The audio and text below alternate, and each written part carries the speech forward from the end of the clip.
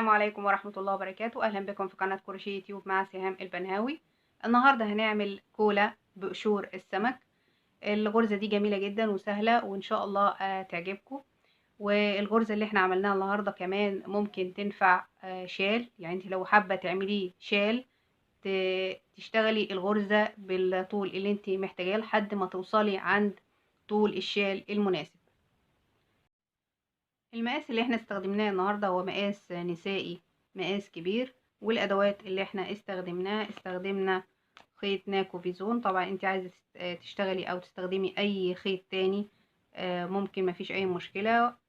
وتشتغلي بإبرة مناسبة مع الخيط. انا اشتغلت بإبرة رقم 4 والمتر بتاعنا.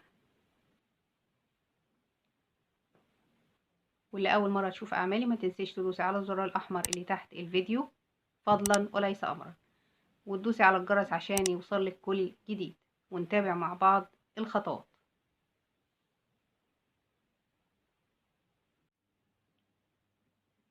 اول حاجة هنعمل غرزة قشور السمك.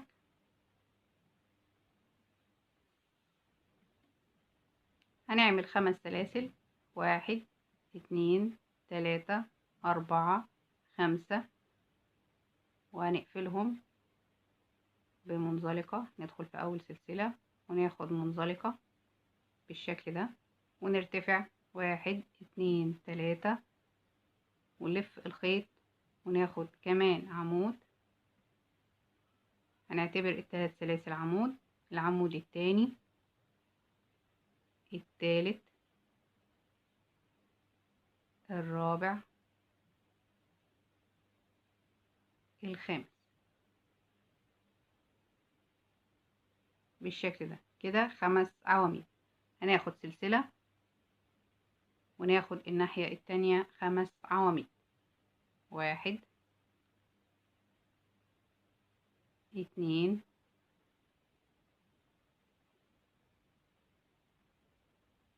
3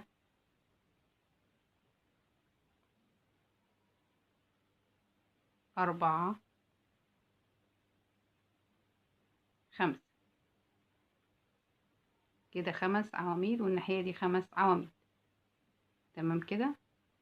هنرتفع في الجنب ده، هنرتفع 1 2 3، 3 سلاسل، وفي نفس المكان هناخد عمود. يبقى كده 2 عمود في نفس المكان. وبعدين ناخد سلسلة، وهنيجي هنا في الفراغ ناخد عمود.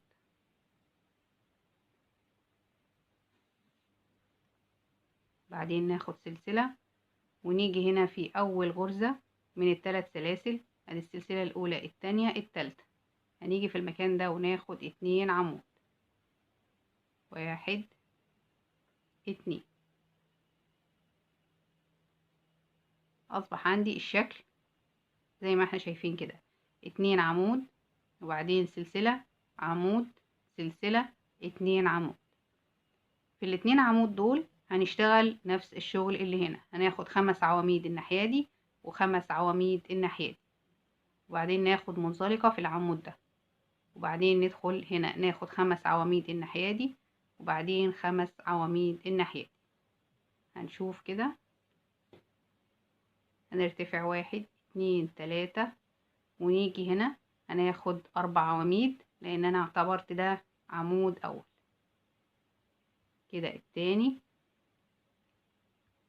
التالت، الرابع، الخامس. تمام كده.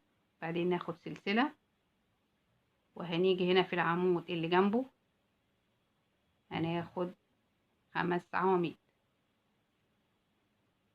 1 2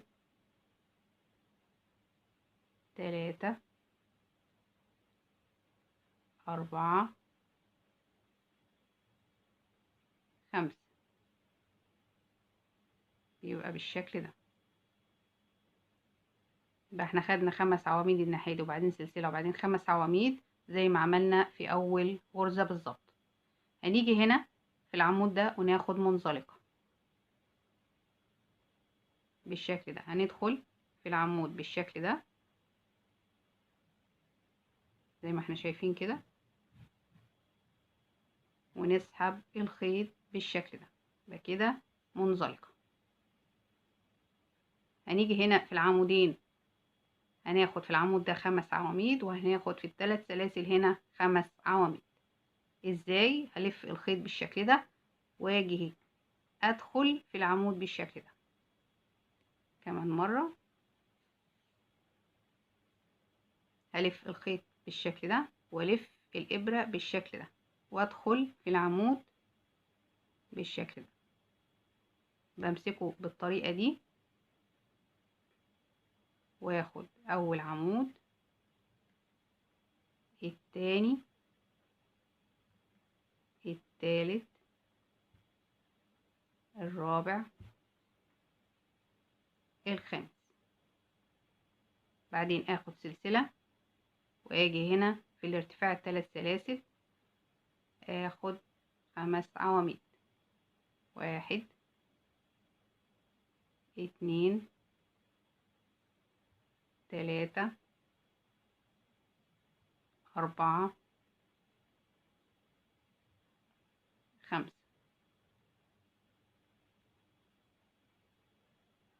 بالشكل ده زي ما احنا شايفين كده.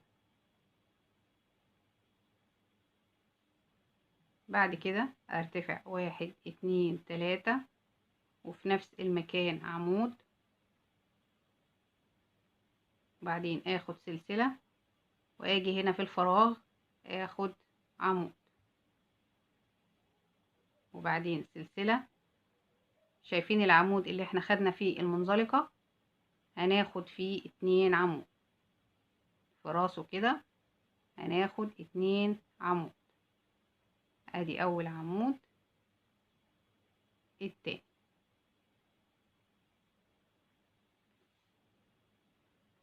بعد كده سلسلة واجي هنا في الفراغ ده هاخد عمود، وبعدين سلسلة واجي هنا في تالت سلسلة 1 2 3 هاخد 2 عمود. 1 2 بالشكل ده. يبقى انا كده خدت 2 عمود وبعدين سلسلة، وفي الفراغ خدت عمود، وبعد العمود خدت سلسلة، وعندي هنا في العمود اللي تحت اللي احنا شايفينه ده خدنا فيه 2 عمود. بعد كده سلسلة وعمود في الفراغ، بعد كده سلسلة و2 عمود في تالت سلسلة في اخر السطر بالشكل ده. هنكرر الشغل اللي احنا عملناه. هنشتغل في العمود ده 5 عواميد وفي العمود ده 5 عواميد. 1 2 3 اجي هنا في العمود واخد 4 عواميد لاني اعتبرت ال3 سلاسل عمود زي ما قلنا كده. التاني، التالت، الرابع، الخامس، وبعدين سلسلة والف الخيط واخد في العمود اللي جنبه 5 عواميد. 1 2 3 4 5. هاجي هنا في العمود اللي انا واخداه في الفراغ زي ما احنا شايفين كده، العمود ده هاخد منزلقة بالشكل ده. الف الخيط، شايفين العمودين دول؟ هناخد 5 عواميد الناحية دي و5 عواميد الناحية دي. بنشتغل ازاي؟ زي ما قلنا قبل كده، بنلف الخيط ونلف الابرة بالشكل ده وندخل في اول عمود ونعدل الشغل بالشكل ده ونسحب الخيط ونشتغل اول عمود، التاني، التالت، الرابع، الخامس. بعدين سلسلة وناخد العمود اللي جنبه. هنشتغل 5 عواميد. 1 2 3 4 5 بالشكل ده. يبقى العمودين اللي كانوا جنب بعض هنا خدنا فيهم 5 عواميد الناحية دي و5 عواميد الناحية دي بالشكل ده. العمود اللي هنا هناخد فيه منزلقة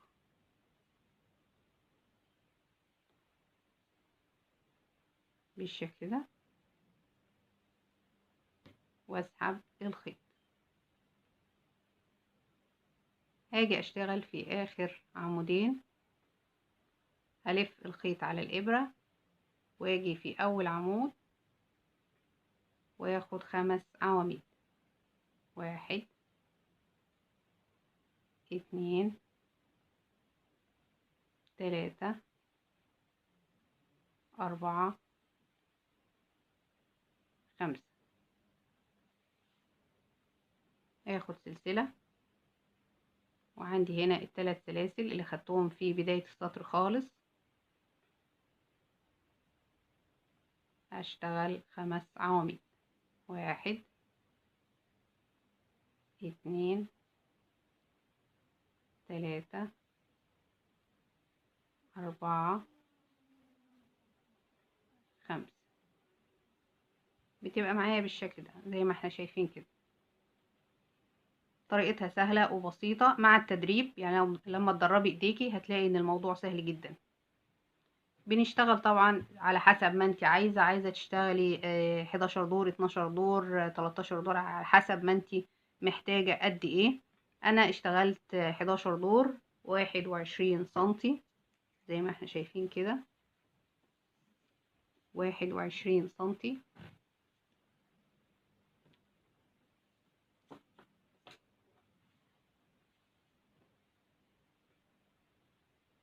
دلوقتي هنشتغل غرز البليسيه.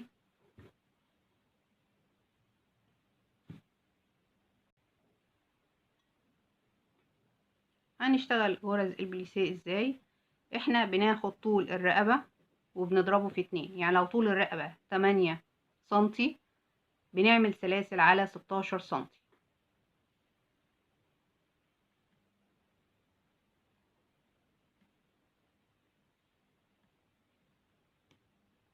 1 2 3 4 5 6 7 8 9 10. اكمل وارجع لكم. انا كده عملت 37 سلسلة. طبعا عايزة تطوليها عن كده مفيش مشكلة. انا هسيب اول سلسلة، التانية وادخل في التالتة اخد نص عمود. نص عمود هاخد الثلاث سلاسل مع بعض، هلف الخيط وادخل في الحلقة واسحب الخيط، يبقى معايا 3 حلقات على الابرة اخدهم في حلقة واحدة، وهكذا لنهاية السطر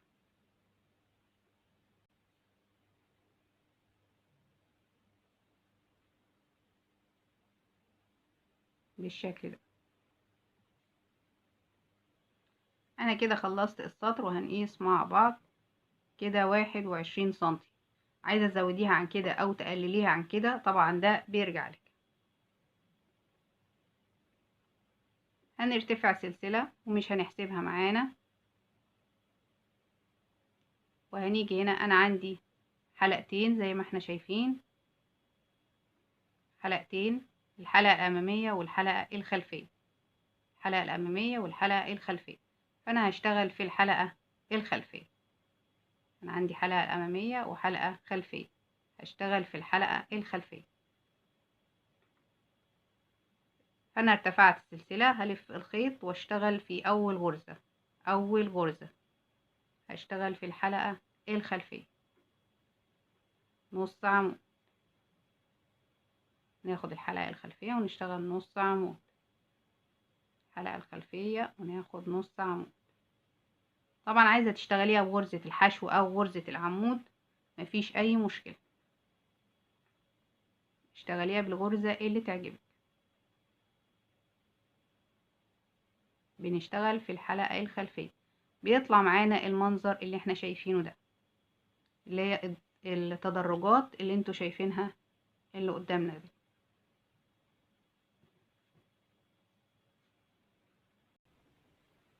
انا كده عملت 35 غرزة نص عمود. هنيجي في اخر غرزة وهناخد اخر غرزة نص عمود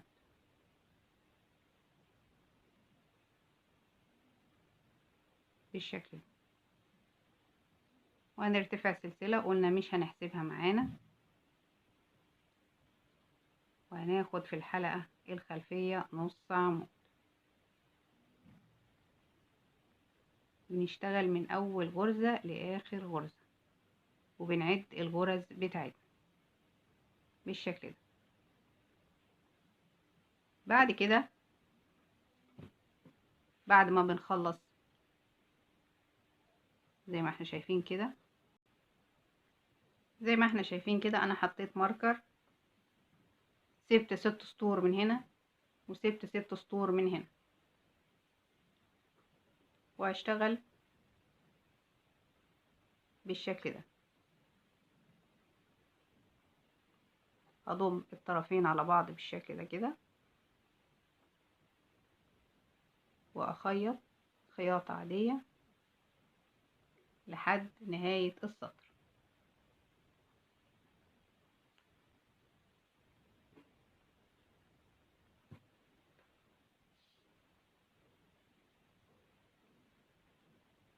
من بعد الماركر كده وابتدي اخيط.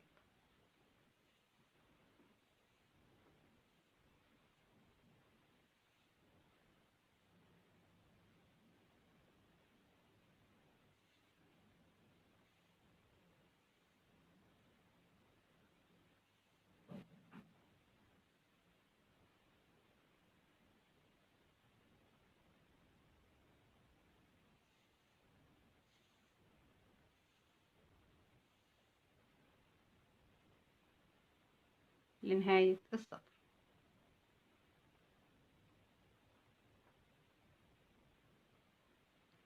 انا كده خيطتها، وقبل ما اخيطها ثبت الماركر علشان افردها كويس، بحيث ان يبقى الجزء ده قد الجزء ده، ما يبقاش الجزء ده ضيق او الجزء ده واسع عن ده.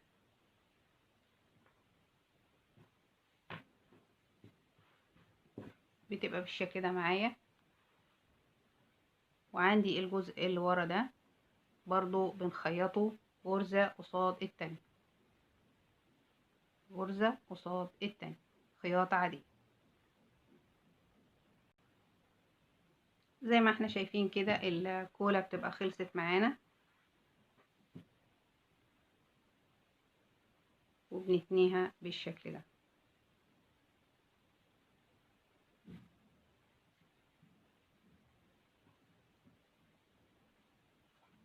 احنا عاملين واحدة كمان بس باللون الاسود. طبعا انتي بتعمليها باللون اللي يعجبك.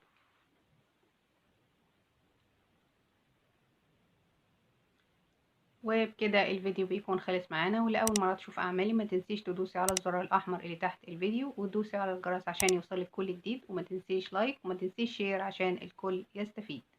وأشوفك إن شاء الله في الفيديو الجاي.